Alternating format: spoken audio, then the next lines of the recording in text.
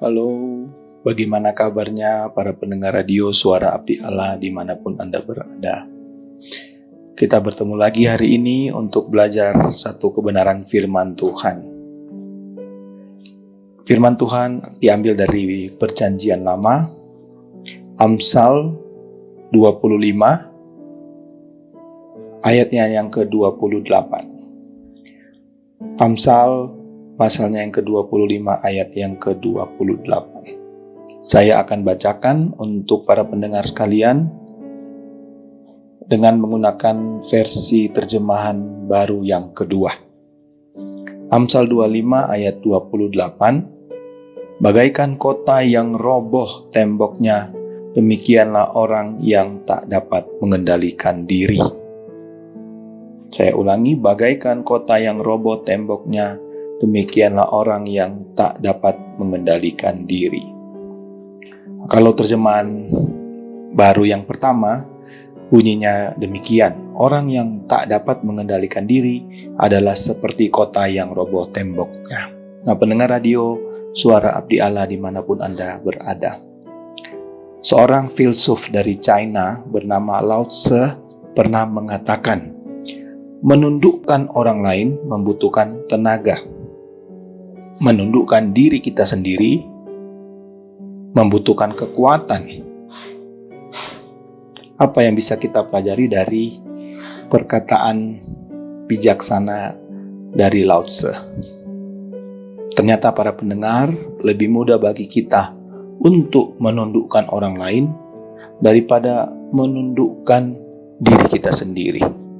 Saya mengambil ilustrasi dari seorang kaisar terkenal dari kerajaan Mongolia. Namanya adalah Genghis Khan. Pendengar sekalian, sebelum menjadi kaisar, Genghis Khan adalah seorang panglima besar yang terkenal karena kemampuannya untuk berperang dan mengalahkan ribuan musuh. Nah, menurut cerita satu hari, Genghis Khan harus membunuh burung Raja Wali yang dipeliharanya dengan pedangnya. Kenapa? Karena sang Raja Wali itu selalu menyambar kantung air yang digunakan Genghis Khan untuk mengambil air dari sungai. Berulang kali Genghis Khan akan mengambil air, Raja Wali terus mematuk dan menyambar kantung-kantung pun di air tersebut. Karena begitu marahnya Genghis Khan, maka akhirnya sang Raja Wali itu dibunuh dengan pedangnya. Dan Raja Wali tersebut mati di hadapannya. Tapi apa yang terjadi kemudian? Sesaat setelah membunuh burung Raja Walinya, Genghis Khan berjalan menyusuri sungai hingga akhirnya ia sampai di mata air sungai tersebut. Betapa terkejutnya Genghis Khan karena di sana ternyata ada bangkai manusia yang telah membusuk. Genghis Khan akhirnya sadar bahwa sang Raja Wali telah berusaha mencegahnya untuk minum air dari sungai yang telah tercemar oleh bangkai manusia. Apa yang bisa dipelajari dari ilustrasi ini? Ilustrasi ini berbicara soal kelemahan manusia, yaitu menguasai diri atau mengendalikan diri. Nah, pendengar radio sekalian, manusia sering lemah terhadap hal ini, termasuk di dalamnya orang Kristen atau anak Tuhan. Padahal penguasaan diri atau pengendalian diri, saya percaya adalah kemampuan yang diberikan oleh Tuhan kepada kita setiap orang percaya. Penguasaan diri adalah suatu ketetapan hati serta pikiran untuk menahan dan mengendalikan diri agar bereaksi, berbicara, berpikir, bahkan bertindak harusnya sesuai dengan firman Tuhan. Bahkan Paulus menjelaskan bahwa penguasaan diri atau pengendalian diri adalah salah satu aspek dari buah roh. Kita bisa baca dari Galatia 5 ayat 23. Nah, pendengar radio, dimanapun Anda berada, penguasaan diri bisa juga diartikan sebagai sikap kehidupan yang tegas, baik terhadap orang luar maupun terhadap diri sendiri dan juga terhadap keinginan-keinginan duniawi. Ketika kita tahu sesuatu itu salah, kita harus tegas terhadap diri sendiri dan berkata tidak. Jadi ketika kita berbicara mengenai penguasaan, kita berbicara mengenai dua hal penting, yaitu berlatih dan berjuang. Alkitab menyatakan orang yang sabar melebihi seorang pahlawan. Orang yang menguasai dirinya melebihi orang yang merebut kota. Sebaliknya, orang yang tidak dapat mengendalikan diri itu diibaratkan seperti kota yang roboh temboknya. Amsal 16 ayat 32 dan Amsal 25 ayat 28 seperti yang kita baca tadi. Nah, pendengar sekalian, dalam konteks perjanjian lama, sebuah kota tanpa tembok yang mengelilinginya itu adalah sebuah bencana atau malapetaka. Mengapa dikatakan demikian? Karena kota yang tidak punya tembok memberikan peluang, memberikan kesempatan bagi para perampok atau musuh yang akan masuk, merampok dan menghancurkan kota. Hanya tembok besar, hanya tembok yang kokoh mampu membuat orang atau penduduk di dalamnya bisa merasa aman, bisa tidur dengan nyenyak, bisa menjalankan perekonomian dengan baik. Intinya adalah ada keamanan yang dirasakan oleh semua penduduk di dalamnya. Akan tetapi, tembok yang runtuh bisa memiliki arti filosofis yang penting juga. Tembok yang runtuh bisa menggambarkan celah, cemooh, dan aib yang besar, terutama bagi bangsa Yehuda. Karena hal ini menyangkut identitas atau harga diri mereka. Pendengar bisa menemukannya di dalam kitab Nehemia, di mana Nehemia pasal 1 memperlihatkan bagaimana Nehemia merasa sedih, meratap, bahkan berpuasa serta berdoa berhari-hari untuk memohon ampun atas dosa-dosanya dan dosa-dosa kaum sebangsanya. Ia melakukan demikian karena memiliki alasan. Apa yang jadi alasannya? Nehemia melakukan demikian karena ia mengingat kaum Israel yang masih tertinggal di Yerusalem, yang mengalami penderitaan karena tembok Yerusalem yang megah, tembok Yerusalem yang begitu besar telah runtuh dan pintu-pintu gerbangnya telah terbakar. Nah, tembok Yerusalem yang hancur itulah yang menggerakkan Nehemia akhirnya mengambil resiko, meminta kepada raja untuk bisa kembali membangun tembok Yerusalem. Mendengar kita kembali ke dalam hal penguasaan diri.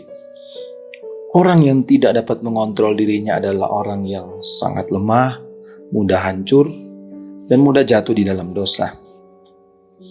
Sedangkan orang yang dapat mengontrol dirinya adalah pribadi yang kokoh, teguh, tidak mudah hancur, tidak mudah dipengaruhi.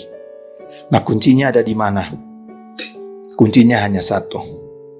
Orang yang sanggup menguasai dirinya adalah orang yang mau dan bersedia hidup di dalam batasan tertentu. Dan penulis Amsal seperti yang kita sudah baca tadi menggunakan gambaran tembok. Nah, pendengar radio sekalian, ironisnya manusia tidak suka hidup dalam tembok. Manusia tidak suka hidup diatur, tidak mau dibatasi. Pada mulanya, manusia ditaruh di Taman Eden dengan kebebasan penuh. Dan Tuhan memberi satu batasan, yaitu buah pengetahuan yang baik dan jahat. Tapi akhirnya manusia tidak mampu menguasai dirinya. Manusia tidak tahan godaan dan jatuh ke dalam dosa.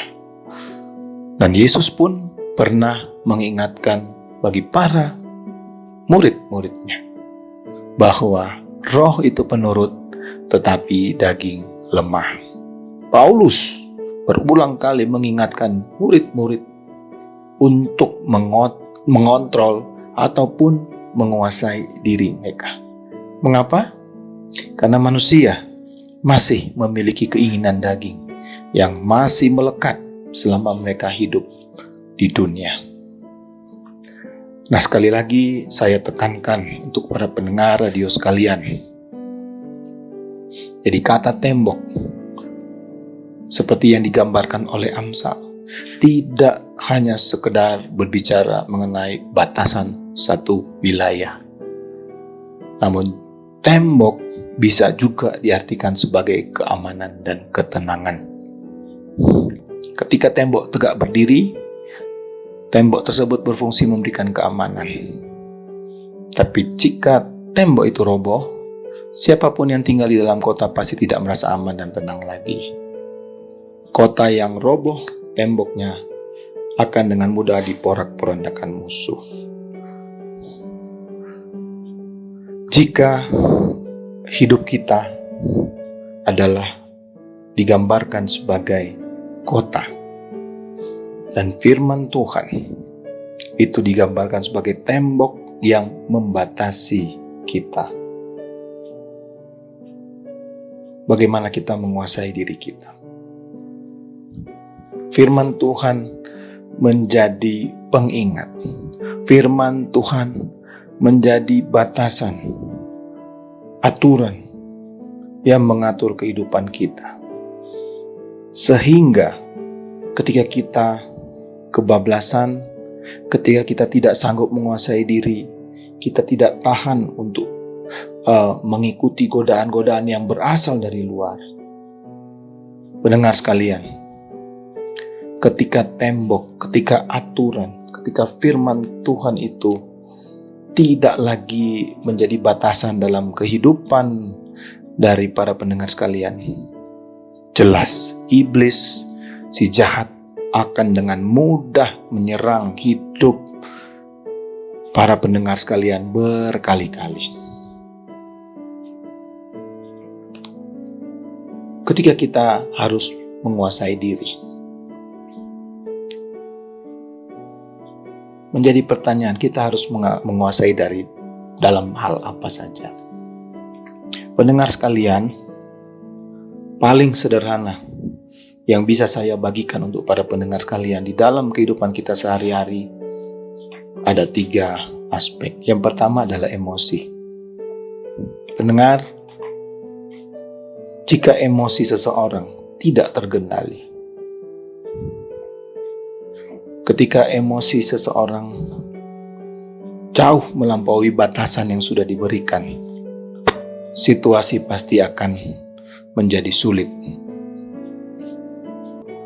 Emosi yang tidak tertahankan bisa menimbulkan pertengkaran.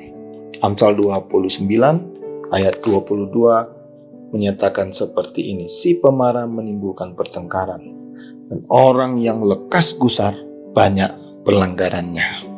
Karena itu, berhati-hatilah para pendengar sekalian, belajarlah untuk menguasai dirimu, belajarlah untuk menguasai emosimu. Apa yang menjadi batasannya? Batasannya adalah firman Tuhan. Aspek yang kedua adalah ucapan. Tidak hanya emosi para pendengar sekalian, kita juga harus menguasai diri di dalam bagaimana kita berkata-kata kepada orang lain. Menguasai diri dalam ucapan adalah penting sekali. Karena apa? Karena barang siapa tidak bersalah dalam perkataannya, ia adalah orang sempurna yang dapat juga mengendalikan seluruh hidupnya. Yakobus 3 ayat 2. Hendaklah segala ucapan atau perkataan kita sesuai dengan firman Tuhan. Aspek yang ketiga adalah yang tidak kalah pentingnya, yaitu hawa nafsu. Ingat para pendengar sekalian, nafsu yang tidak terkendali, nafsu yang tidak ada batasannya dapat berakhir dengan perbuatan dosa. Sebagaimana Kolose 3 ayat 5 katakan, matikanlah dalam dirimu segala sesuatu yang duniawi. Demikian juga kita para pendengar sekalian, saudara dan saya, berhati-hatilah terhadap hawa nafsu. Jika engkau tidak memiliki tembok, jika engkau tidak memiliki batasan yang mengendalikan hawa nafsumu, jelas sekali ini akan berakhir dengan perbuatan dosa. Pendengar sekalian, saya rindu ketiga aspek ini kita akan bahas lebih detail lagi di dalam pertemuan-pertemuan kita selanjutnya. Biarlah Tuhan menolong para pendengar sekalian untuk memiliki sikap mampu mengendalikan diri. Kita harus mampu menguasai diri kita. Terutama kita harus bersedia hidup di dalam batasan atau aturan tertentu, yaitu kita hidup sesuai dengan firman Tuhan. Biarlah perenungan hari ini boleh memberkati kita semua. Mari kita berdoa. Bapa di dalam sorga, terima kasih untuk perenungan di hari ini.